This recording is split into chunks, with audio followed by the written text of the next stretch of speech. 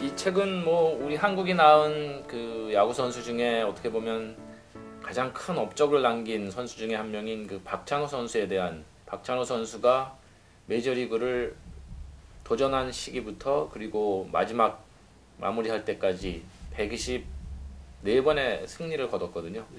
그것이 이제 동양 선수로서는 최다 승이기도 하고, 박찬호 선수가 정말 다저스에 있을 때는 그 선풍적인 실력 발휘를 하면서 인기몰이도 했고, 또 텍사스로 이적해서 어려움도 많이 겪었고 부상도 있었고, 그 과정을 모두 겪어내면서 결국 이제 124등을 거뒀는데요. 그 승리들 중에도 특히 이제 기억에 남고 중요한 승리들을 많이 중점적으로 다뤘고, 제가 그 스포츠조선 특파원으로 일하면서 그 박찬호 선수의 첫 승부터 해서 124승까지 다 보진 못했어요. 한 100승 정도를 함께 했는데, 그 현장에서 취재했던 당시의 기록지라던가 또 제가 취재해서 쓴 기사들, 인터뷰들 이런 것들을 총망라해서 당시에 그 어떻게 보면 메이저리그 도전사의 어떤 박찬호 선수의 도전사의 역사를 한번 다시 재정리해봤습니다. 처음에는 박찬호 선수가 나가기 전이었기 때문에 뭐 농구나 풋볼이나 야구, 골프 여러 가지 스포츠를 이제 취재를 하다가 94년에 박찬호 선수가 LA 다저스와 계약을 맺으면서 야구 취재를 집중적으로 많이 하게 됐고, 그 후에 골프 취재라든가 박세리 같은 선수들이 또 진출하면서 이제 취재를 많이 하게 됐는데, 아무래도 1996년부터는 이제 박찬호 선수가 풀타임으로 메이저리그 LA 다저스의 일원으로 뛰었기 때문에 그때부터는 뭐 시범 경기부터 시작해서 1년에 거의 200경기 정도를 현장에서 계속 취재를 했습니다. 일단은 박찬호 선수가 한국 선수로는 최초로 메이저리그에 진출을 한 선수였기 때문에 저희 특파원도 일을 하면서 상당히 조심스러운 점도 있었고요. 우리가 한국에서 온 기자들이 한국 기자이기 때문에 당시만 해도 뭐 한국의 야구라는 거에 대해서 미국 그 전문 야구인들은 굉장히 좀 생소한 상황이었고, 그래서 어떻게든지 박찬호 선수가 반드시 잘 돼야 된다 하는 생각도 많이 했고, 그렇게 해서 취재나 뭐 할 때도 팀 관계자들이라든가 다른 기자들이라든가 이런 분들, 현지 분들에게 책 잡히지 않으려고 노력도 많이 했고, 그리고 또 한국 기자도 야구에 대해서 굉장히 많이 아는구나 이런 인식을 심어주기 위해서도 상당히 노력을 했고요. 지금도 기억이 생생해요. 그때는 94년이었거든요. 94년 4월 초였는데 그날 애틀랜타 브레이브스와 경기에서 다저스가 일방적으로 밀리는 경기였어요.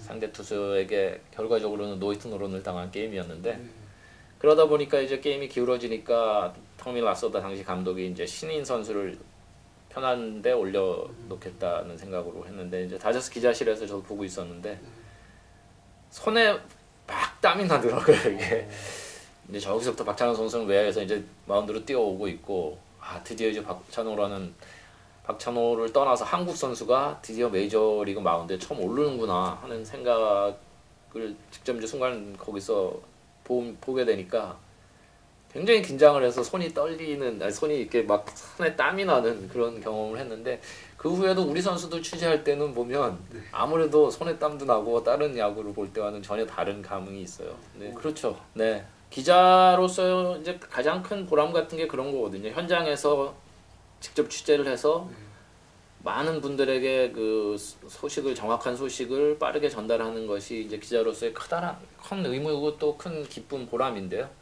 당시 뭐 인터넷이 그렇게 발달한 시절도 아니었고, 그렇기 때문에 항상 이제 경기 끝나면 빠르게 인터뷰를 하고 기사를 빨리 취재를 해서 빨리 보내고, 그리고 매일매일 박찬호 선수의 기사가 거의 일면에 실릴 정도였으니까 스포츠 신문은 매일 취재를 하면서 매일 기사를 만들어내야 되는 그런 중압감도 분명히 있었는데요.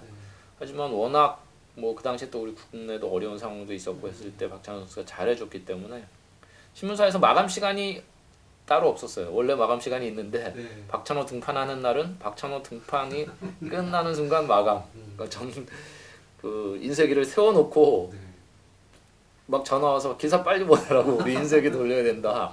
이런 일도 빈번하게 있었고, 박찬호 선수가 참 여러 가지 면에서 대단한 업적도 만들었고 기록도 세웠는데, 그 중에도 또 한 가지 정말 대단하다고 보는 거는 박찬호 선수가 자신과의 그 약속을 정말 철저하게 잘 지키는 사람이에요.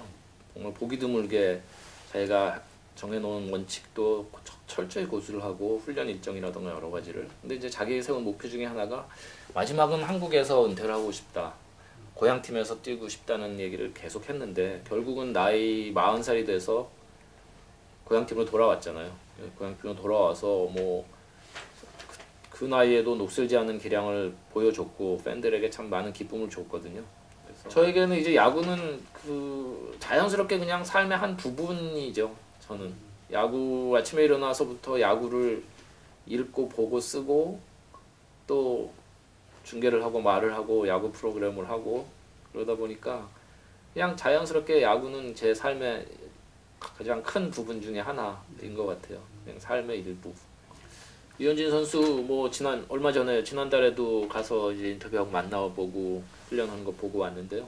유현진 선수는 박찬호와는 정말 많이 다르죠. 일단 시작부터 오른손 투수, 왼손 투수라는 점에서 굉장히 다르고 뭐 제구력이라던가 마운드에서의 표정이나 모습 이런 여러 가지 면에서 굉장히 상반된 투수거든요. 물론 박찬호 같은 그 무시무시한 강속구를 가지고 있지는 않은데 반면에 마운드에서의 그 배짱이라던가 제구력이라던가 특별히 그 뛰어난 체인지업 같은 거를 또 보유를 하고 있고 나름대로 강점이 많은 투수예요. 그래서 박찬호 선수와는 또 다른 어떤 아주 돌풍을 일으킬 수도 있지 않을까 하는 기대를 많이 하게 되고요. 메이저리그 124승의 신화라는 책은 박찬호 선수의 기록, 정말 그 위대한 여정을 담은 기록이기도 하고요. 그리고 또 제가 현장에서 20년 넘게 야구 취재를 하면서 직접 취재를 하고 인터뷰를 하고 기록지를 썼었던 그런 기록들을 총 모아놓은 그런 책이라고 할 수가 있는데요. 이 책에 보면 야구 이야기지만 또 인생에 관한 여러 가지 이야기들, 박찬호 선수가 어떻게 역경을 이겨내고 정말 힘들었던 시간들을 어떻게 지내고 그것을 다시 또 도약의 발판으로 삼았나, 이런 여러 가지 사는 얘기들도 참 많이 담겨 있습니다. 그래서 특히 이제 청소년들이나 삶의 어떤 새로운 목표를 가지고 도전을 하는 모든 분들이 어떤 자극도 얻고 용기도 얻을 수 있는 그런 책이 될 수 있으면 좋겠고요. 소중한 기록으로 남았으면 좋겠습니다. 많이 읽어주십시오.